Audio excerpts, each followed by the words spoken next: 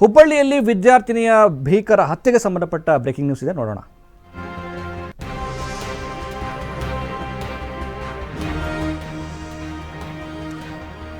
ಹುಬ್ಬಳ್ಳಿಯಲ್ಲಿ ವಿದ್ಯಾರ್ಥಿನಿ ಭೀಕರ ಹತ್ಯೆ ಆಗಿರುವಂಥದ್ದು.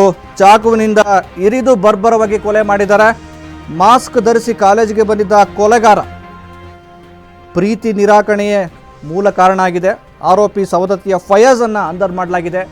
ಫಯಾಜ್ ಒಂದೇ ಕಾಲೇಜಿನಲ್ಲಿ ನೇಹಾ ಸ್ಟಡಿ ಮಾಡ್ತಾ ಇದ್ರು. ಪ್ರೀತಿಯನ್ನು ನಿರಾಕರಿಸಿದ್ದಕ್ಕೆ ಫಯಾಜ್ ಈಗ ವಿದ್ಯಾರ್ಥಿನಿಯ ಕತ್ತನ್ನು ಕೊಯ್ದು ಕೊಲೆ ಮಾಡಿರುವಂಥದ್ದು. ಹುಬ್ಬಳ್ಳಿಯಲ್ಲಿ ವಿದ್ಯಾರ್ಥಿನಿಯ ಭೀಕರ ಹತ್ಯೆಗೆ ಹುಬ್ಬಳ್ಳಿ ಮಹಾನಗರ, 2 ಅವಳಿ ನಗರಗಳು ಬೆಚ್ಚಿ ಬಿದ್ದಿವೆ. ಯುವತಿಯ ಹತ್ಯೆಯನ್ನು ರಾಜ್ಯದ ಮುಖ್ಯಮಂತ್ರಿ ಸಿಎಂ ಸಿದ್ದರಾಮಯ್ಯನವರು ಖಂಡಿಸಿದ್ದಾರೆ. ಕಟ್ಟುನಿಟ್ಟಿನ ತನಿಖೆಗೆ ಆಗ್ರಹಿಸಿದ್ದಾರೆ. ಯಾರು ಕೂಡ ಸಮಾಜದಲ್ಲಿ ಶಾಂತಿಯನ್ನು ಕದಡಬಾರ್ದು ಅಂಥೇಳಿ ಅವರು ಮನವಿ ಮಾಡಿಕೊಂಡಿದ್ದಾರೆ.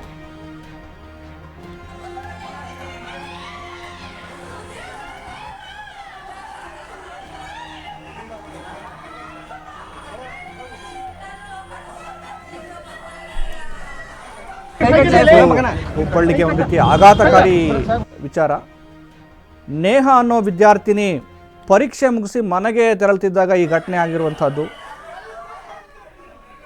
ಅದೇ ಕಾಲೇಜಿನ ಫಯಾಜ್ ಅನ್ನೋ ವ್ಯಕ್ತಿ ಪ್ರೀತಿ ಮಾಡುವಂತೇಳಿ ಒತ್ತಾಯ ಮಾಡ್ತಿದ್ದಂತೆ. ಆದರೆ ನೇಹಾ ಇದಕ್ಕೆ ಒಪ್ಪಿಗೆಯನ್ನು ಸೂಚಿಸಿಲ್ಲ.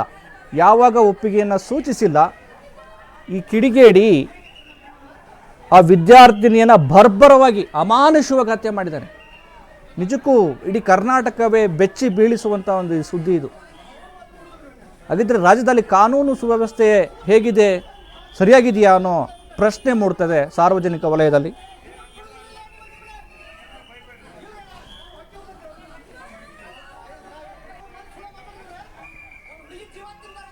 ಮುಖ್ಯಮಂತ್ರಿ ಸಿದ್ದರಾಮಯ್ಯವರು ಕೂಡ ಈ ಘಟನೆಯನ್ನು ಖಂಡಿಸಿದ್ದಾರೆ. ಜೊತೆಗೆ ಕಟ್ಟುನಿಟ್ಟಿನ ಸೂಕ್ತ ತನಿಖೆಯನ್ನು ನಡೆಸಿ ತಪ್ಪಿತಸ್ಥರ ವಿರುದ್ಧ ಕಾನೂನು ಕ್ರಮ ತೆಗೆದುಕೊಳ್ಳೋದಕ್ಕೆ ಅವರು ಸೂಚನೆ ಕೊಟ್ಟಿದ್ದಾರೆ. ಜೊತೆಗೆ ಯಾರು ಕೂಡ ಸಮಾಜದಲ್ಲಿ ಶಾಂತಿಯನ್ನು ಕದಡಬಾರ್ದು ಅಂತೇಳಿ ಮನವಿ ಮಾಡಿಕೊಂಡಿದ್ದಾರೆ. ಮುಖ್ಯಮಂತ್ರಿ ಸಿದ್ದರಾಮಯ್ಯನವರು ಈ ಘಟನೆಯನ್ನು, ಹುಬ್ಬಳ್ಳಿಯ ವಿದ್ಯಾರ್ಥಿನಿ ಬರ್ಬರ ಹತ್ಯೆಯನ್ನು ಖಂಡಿಸಿದ್ದಾರೆ.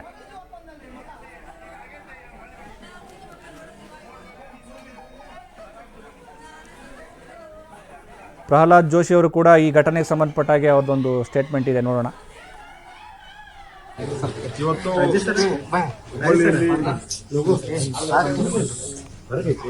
ಇವತ್ತು ಹುಬ್ಬಳ್ಳಿಯಲ್ಲಿ ಒಂದು ಅತ್ಯಂತ ದೌರ್ಭಾಗ್ಯಪೂರ್ಣ ಕೆಟ್ಟ ದುರಂತ ನಡೆದಿದೆ.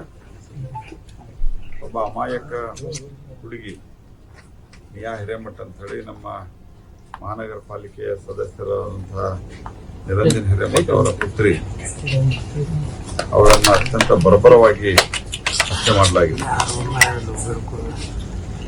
ಒಟ್ಟಾರೆ ಹತ್ಯೆ ಮಾಡಿದ ಮತ್ತು ಆದಂತ ಘಟನೆ ಇವೆಲ್ಲ ನೋಡಿದಾಗ ರಾಜ್ಯದಲ್ಲಿ ಕಾನೂನಿನ ಬಗ್ಗೆ, ಕಾನೂನು ಸುವ್ಯವಸ್ಥೆ ಬಗ್ಗೆ, ಕಾನೂನು ಪಾಲಕರ ಬಗ್ಗೆ ಕಾಂಗ್ರೆಸ್ಸಿನ ಆಡಳಿತದಲ್ಲಿ ಭಯ ಇಲ್ಲ ಅನ್ನುವಂಥದ್ದು ಆಗ್ತಾ ಇದೆ. ಯಾಕೆಂದ್ರೆ ಮೊನ್ನೆನೂ ಸಹಿತ ಒಂದು ಪರ್ಟಿಕ್ಯುಲರ್ ಡೇ ಗೋಕುಲ್ ರಸ್ತೆಯಲ್ಲಿ ಮತ್ತು ಬೇರೆ ಬೇರೆ ಕಡೆ ರಂಜಾನ್ ದಿವಸ ಈ ವೀಲಿಂಗ್ ಮಾಡ್ಕೊಂಡು ಹೋಗೋದು, ರಸ್ತೆಯಲ್ಲಿ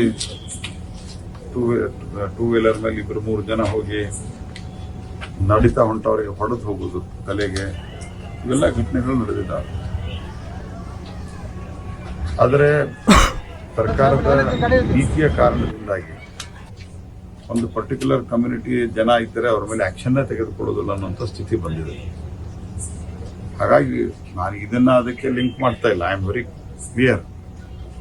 ಅಂದ್ರೆ ಸರ್ಕಾರದ ನೀತಿಯ ಕಾರಣದಿಂದ ಸಮಾಜಘಾತಕ ಶಕ್ತಿಗಳಿಗೆ ಭಯ ಅನ್ನೋದಿಲ್ಲಾಗಿದೆ. ಆದ್ದರಿಂದ ಇದನ್ನ ಸರ್ಕಾರ ಗಂಭೀರವಾಗಿ ಪರಿಗಣಿಸಬೇಕು.